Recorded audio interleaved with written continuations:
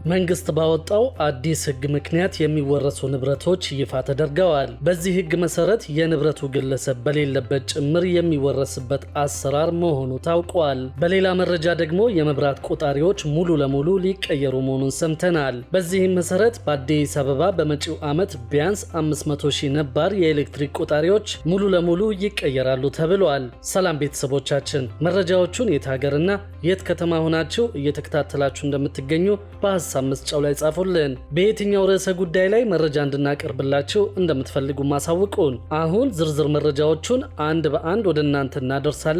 እስከ መጨረሻው አብራችሁን ቆዩ።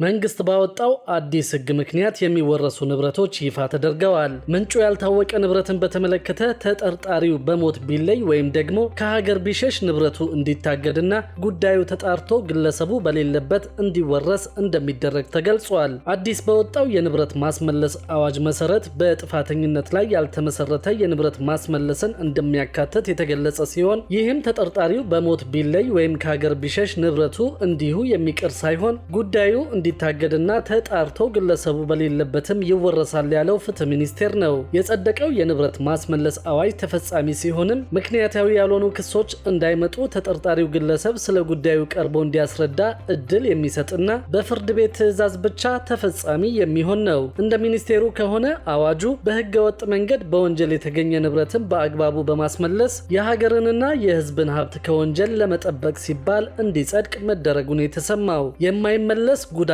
ማለትም ንብረቱ ከሀገር ሊሸሽና ሌሎች ተመሳሳይ ጉዳት ደርሶ ከሆነ ያለ ፍርድ ቤት ትዕዛዝ ጊዜያዊ እግድ በፍትህ ሚኒስቴር በኩል ይሰጥበታል። በቅርቡ የጸደቀው የንብረት ማስመለስ አዋጅ ሌሎች ጉዳዮችንም ማካተቱን ለማየት ችለናል። በዚሁ የንብረት ማስመለስ አዋጅ ላይ በግልጽ እንደሰፈረው ከሆነ አንድ ሰው የትኛውንም ንብረት ከመግዛቱ በፊት ሻጭ ያንን ንብረት ሲያፈራ የገቢው ምንጭ ምን ነበር፣ እንዴት አፈራው፣ ያፈራው ንብረትስ በህጋዊ መንገድ ነው ወይ የሚለውን ማረጋገጥ እንደሚገባ በግልጽ መቀመጡ ታውቋል። ስለዚህ ንብረቱ ህጋዊ መሆኑን ማለትም ቤቱ በሻጩ ስም መሆኑን፣ ይህም ማለት ካርታና ፕላን በሻጩ ስም መሆኑን፣ ተሽከርካሪ ከሆነ ደግሞ ሊብሬው በሻጩ ስም መሆኑን ብቻ አይቶ ግዢ መፈጸም በገዢው ግለሰብ ላይ ኪሳራ ሊያስከትል እንደሚችል ይደነግጋል። ንብረት የሚገዛው ሰው ገንዘቡን በህጋዊ መንገድ ቢያገኘውም ሻጩ ግለሰብ ንብረቱን ያገኘበት መንገድ ህጋዊ አይደለም ከተባለ ንብረቱ በመንግስት ሊወረስ የሚችልበት እድልም ይኖረዋል ማለት ነው። ስለዚህ ገዢ የሆነ ማንኛውም ግለሰብ ወይም ቡድን ንብረቱን ከመወረስ ለማዳን የተለያዩ እርምጃዎችን መውሰድ አስፈላጊ መሆኑ ታውቋል። ሻጩ ግለሰብ የሚሸጠውን ንብረት እንዴት አፈራው፣ የገቢ ምንጩስ ምን ነበር፣ አሰራሩ እንዴት ነበር፣ ለመንግስት የሚከፍለው የታክስና የግብር መጠን ካፈራው ንብረት አንጻር ምን ይመስላል የሚለውን ማረጋገጥ እንደሚገባ አዋጁ ያስገድዳል። ገዢው ግለሰብም ይህንን አረጋግጦ መግዛት ግዴታው ይሆናል ማለት ነው። ካልሆነ ግን በሻጩ ችግር ምክንያት ንብረቱን የገዛው ግለሰብ ንብረቱ በመንግስት እንደሚወረስ በህጉ ላይ በግልጽ ተቀምጧል። አንዳንዶች ግን ይህ ህግ የወጣው መንግስት የሚፈልጋቸውን ሰዎች ኢላማ አድርጎ ንብረታቸውን ለመንጠቅ ነው በማለት እየተቹ ይገኛሉ። በሌላ መረጃ ደግሞ የመብራት ቆጣሪዎች ሙሉ ለሙሉ ሊቀየሩ መሆኑን ሰምተናል። በዚህም መሰረት በአዲስ አበባ በመጪው ዓመት ቢያንስ 500,000 ነባር የኤሌክትሪክ ቆጣሪዎች ይቀየራሉ ተብሏል።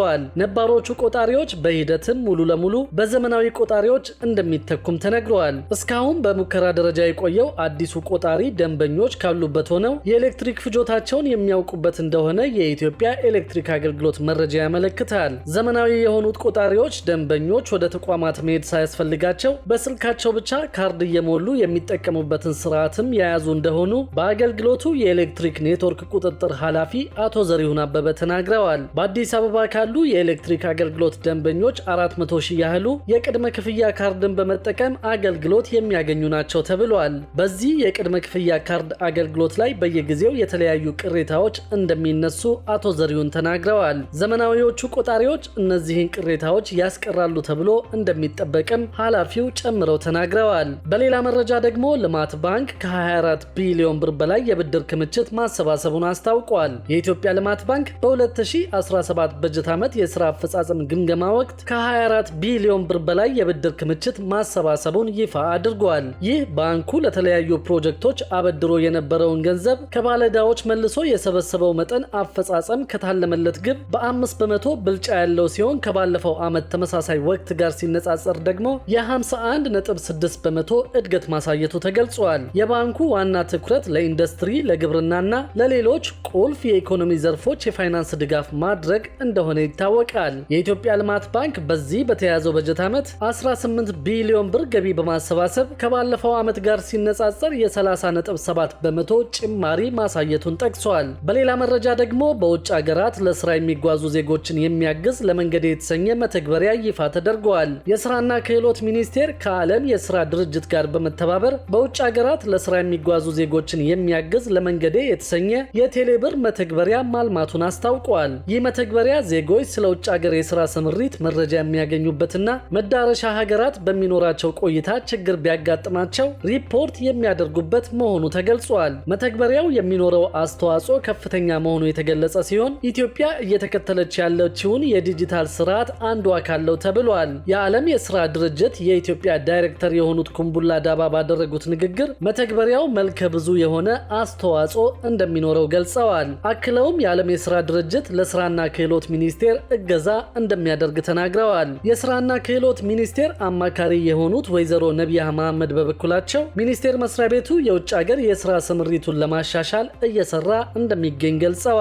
ይህ መተግበሪያ የዚሁ አካል ነው ያሉት አማካሪዋ በመዳረሻ ሀገራት የሚገኙ ቆንስላዎች መገኛ ችግርና አደጋ ሲደርስባቸው የሚጠቀሙበት መንገድ በሀገር ውስጥ የሚገኙ የምርመራ የጤና ማዕከላት እንዲሁም ደግሞ ውጭ ሀገር ሰርተው ሲመለሱ በሀገር ውስጥ የሚሰሩበትን የስራ አማራጭ የያዘ ነው ብለዋል። እንዲሁም ደግሞ ሚኒስቴሩ ዜጎች መብትና ግዴታቸው ተጠብቆ በውጭ ሀገር ከሚፈጠሩ የስራ ዕድሎች ተጠቃሚ እንዲሆኑ በሰፊው እንደሚሰራ ገልጸዋል። መተግበሪያው አማርኛና ኦሮምኛን ከሀገር ውስጥ ከውጭ ሀገራት ደግሞ በአረብኛና እንግሊዝኛ ቋንቋዎች አገልግሎት የሚሰጥ መሆኑ ተጠቁመዋል። በሌላ በኩል ደግሞ ግንባታ ከጀመሩ በኋላ ዲዛይናቸውን ለሚቀይሩ ህንፃዎች አዲስ አሰራር ተግባራዊ እየተደረገ እንደሚገኝ ሰምተናል። የግንባታ ሂደት ከጀመሩ በኋላ የህንፃ ዲዛይናቸውን በመቀየር የጥራት ችግር ሊያስከትሉ የሚችሉ ህንፃዎችን አስቀድሞ እንዲያስተካክሉ ለማድረግ እየተሰራ እንደሚገኝ የኢትዮጵያ ኮንስትራክሽን ባለስልጣን ያስታወቀው። ባለስልጣኑ የህንፃ ግንባታ ሂደቶችን በተመለከተ እንደ ሲሚንቶና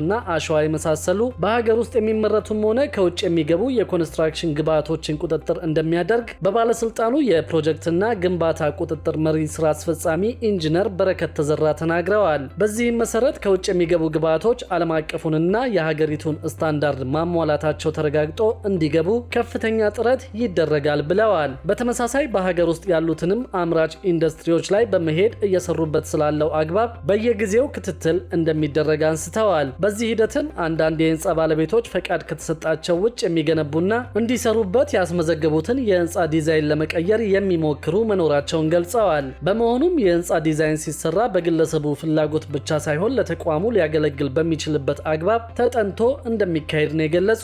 ይህንን ታሳቢ ተደርጎ እንዲሰራ የሚያደርግ አሰራርም በቅርቡ በፕላንና ልማት ሚኒስቴር በኩል መጽደቁን ገልጸዋል። ህንፃው ሲጀመር ከታለመለት ዓላማ ውጭ አሳማኝ ባልሆነ ምክንያት ዲዛይን መቀየር የጥራት ችግርና በዘርፉ ላይም የራሱን የቻለ ጉድለት የሚያመጣ ስለሚሆን ክትትል እንደሚደረግበት መሪ ስራ አስፈጻሚው ገልጸዋል። በዚህም መሰረት ባለስልጣኑ ህንፃው ከመጀመሩ አስቀድሞ በትክክልና በተቀመጠለት የአሰራር ሁኔታ እንዲገነባ ለማስቻል እየሰራበት እንደሚገኝ አስታውቀዋል።